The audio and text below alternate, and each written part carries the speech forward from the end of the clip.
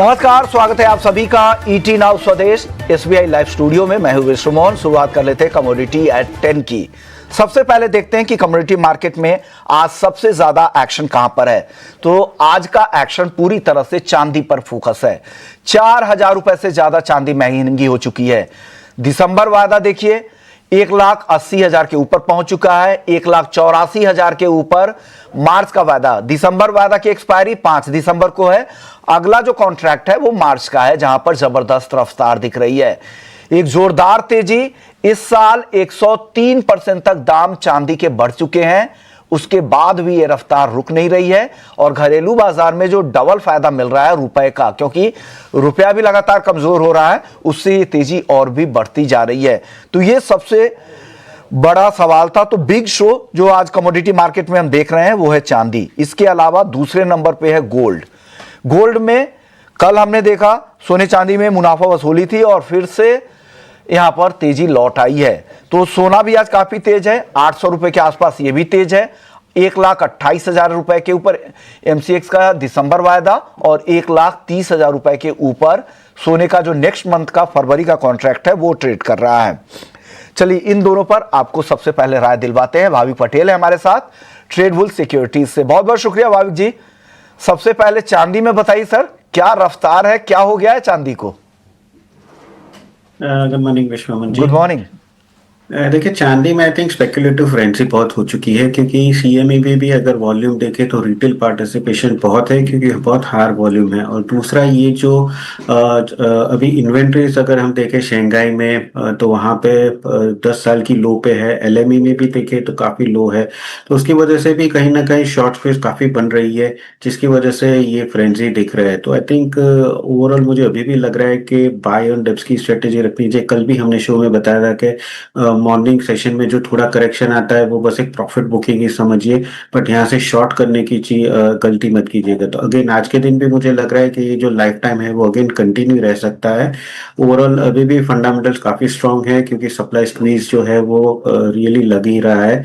तो मुझे लग रहा है यहाँ से और हमें तेजी देखने को मिल सकती है। तो अगेन इंट्राडे भी ऑप्शन वाया थोड़ा बाय कर सकते हैं, क्योंकि वॉलेटिलिटी काफी बढ़ गई है। तो सिल्वर मिनी में जो 1,85,000 का जो कॉल ऑप्शन है वो बाय करके चल सकते हैं। 7,200 के करीब अगर मिलता है तो 8,300 के टारगेट के लिए और 6,700 का स्टॉप लॉस। तो यहाँ से नहीं, थोड़ा और गिरावट मिलता है तो वहां से आप 1,85,000 का कॉल ऑप्शन बाय कीजिए।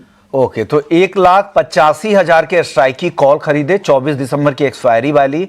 यहां पे नहीं, करंट लेवल पे ना खरीदे, थोड़ा डिप का वेट कर ले फिर खरीदारी करे। ये राय भाविक जी की तरफ से आ रही है। भाविक गोल्ड में बताइए, क्या गोल्ड में भी नया रिकॉर्ड बन जाएगा क्या? देखिए अभी तो फिलहाल लग रहा है कि शायद गोल्ड में रिकॉर्ड बनने के लिए थोड़ी वेट करना पड़ेगा, क्योंकि गोल्ड की जो रैली है वो आई थिंक सिल्वर के पीछे पीछे ही आएगी। अगर इस गोल्ड के फंडामेंटल्स देखें तो नए ऑल टाइम हाई के लिए अभी नहीं है, क्योंकि ऑलरेडी रेट जो कट है वो मार्केट ने डिस्काउंट कर दिया है। बट जो नेक्स्ट फेड के प्रेसिडेंट होने वाले हैं मई के बाद सेट, उन्होंने बताया कि वो एग्रेसिवली रेट कर सकते हैं। तो उसकी वजह से सोने में वापस देखा है। तो लग रहा है कि एटलीस्ट 2025 एंड नहीं, but at least first quarter of 2026 में नया लाइफ टाइम हाई गोल्ड में भी देखने को मिल सकता है। तो अगेन मेरा भी यही होगा कि इंट्राडे बाय ऑन डिप्स में ही बाय कीजिए, और कॉल ऑप्शन जो है वो थोड़ा बेहतर रहेगा मिनी कॉन्ट्रैक्ट का। तो 1,29,000 का जो कॉल ऑप्शन है वो बाय करके चल सकते हैं 2770 के करीब, 3,300 के टारगेट के लिए, और 2,500 का स्टॉप लॉस रहेगा। ये सलाह गोल्ड मिनी में भी आप ऑप्शंस के जरिए जाए। 1,29,000 के स्ट्राइक की कॉल खरीदे 2770 के आसपास, 3,300 का टारगेट है इसके ऑप्शंस के प्रीमियम का। कच्चे तेल में आज हल्की रिकवरी की कोशिश है, लेकिन यहाँ पर अभी भी जो बड़ी चिंताएं, ओवर सप्लाई को लेकर चिंताएं हैं, डिमांड को लेकर चिंता है। लेकिन जियो पॉलिटिकल कंसर्न काफ़ी बड़े हैं, चाहे वो रूस यूक्रेन को लेकर मामला हो या फिर वेनेजुएला को लेकर यूएस के साथ जो वापस से टेंशन बढ़े हैं, उससे यहाँ पर सप्लाई का रिस्क एक बार फिर से बढ़ा है। आपकी राय क्रूड पर क्या होगी भाविक जी? देखिए क्रूड में 5,400 का बहुत अहम लेवल है, उसके ऊपर सस्टेन नहीं कर पा रहा है। ओवरऑल कल हमने देखे थे कि यूएस की जो इन्वेंट्री है वो एक्सपेक्टेड है कि कम आ सकती है, जिसकी वजह से हमने वापस से कल एक तेजी देखने को मिली। पर टॉप पे 5,400 पे जो हर्डल है, जो सेलिंग प्रेशर है, तो मुझे लग रहा है 5400 के ऊपर सस्टेन करेगा तो ही शायद और तेजी हो सकती है। अदरवाइज आज के दिन थोड़ा करेक्शन आ सकता है, तो वही करेक्शन पे प्ले आउट कर सकते हैं जहां पे 5325 के करीब शॉर्ट कर सकते हैं 5220 के टारगेट के लिए, और इंट्राडे स्टॉप लॉस रहेगा 5375 का। आज मेटल्स में वापस से तेजी लौट आई है। जिंक देखिए 308 के करीब पहुंच चुका है।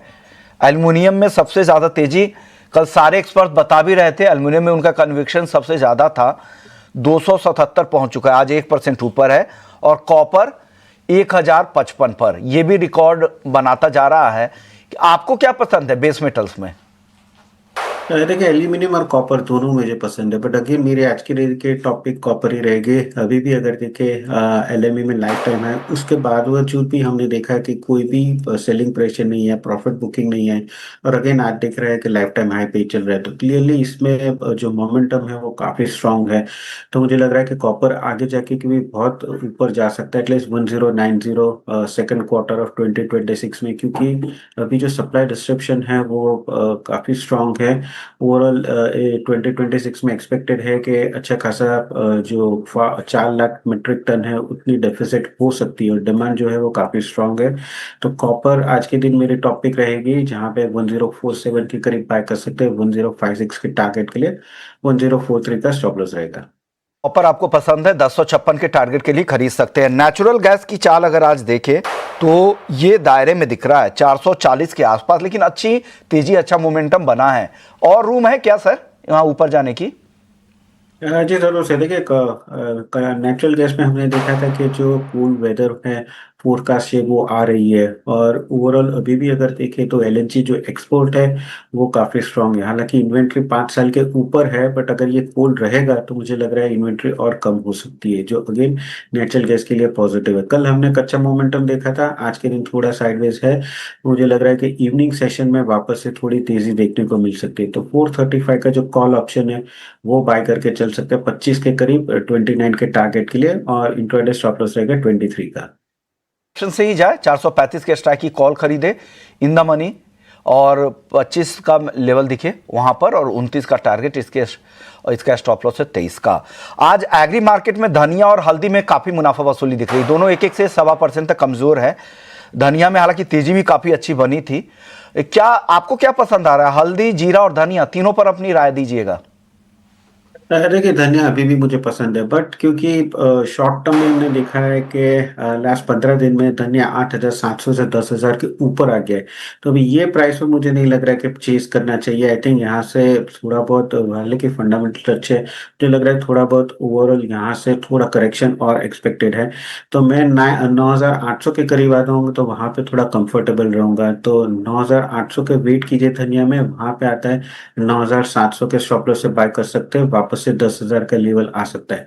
हल्दी की बात करें तो हल्दी में भी यहाँ पे हमने देखा है कि 15,600 के बाद थोड़ा बहुत यहाँ से करेक्शन आया है। अभी भी देखे तो नया जो आने वाला है माल वो 1-2 महीने बाकी है, अभी भी सप्लाई थोड़ी टाइट है, तो इसमें ज्यादा करेक्शन की मुझे गुंजाइश नहीं लग रही है। वापस से 14,000 के करीब आता है तो वहां पे बाय कर सकते हैं 15,200 के टारगेट के लिए, और 13,600 का स्टॉप लॉस रख सकते हैं। जीरे की बात करें तो आई थिंक जीरे में 22,000 का एक स्ट्रॉन्ग हर्डल है, वहां से ही वापस से हमने करेक्शन देखने को मिला है। अभी यहाँ पे लग रहा है कि और थोड़ा करेक्शन एक्सपेक्टेड है, 21,500 तक आ सकता है। 21,500 तक आए तो 22,000 के टारगेट के लिए बाय कर सकते हैं, 21,200 के स्टॉप लॉस। ओके, तो ये राय है पूरे ही मसाले के पैक पर। शुक्रिया भाभी जी, आपने वक्त निकाला। और जाने से पहले डिस्क्लेमर दे दीजिएगा सर। जी, जो भी मैंने एडवाइस दी है मैंने क्लाइंट को दी होंगी, उनकी पोजीशन हो सकती है, मेरे पर्सनल पोर्टफोलियो में कोई कमोडिटी की पोजीशन नहीं है। शुक्रिया आपका, आपने वक्त दिया, हमारे दर्शकों को गाइड किया।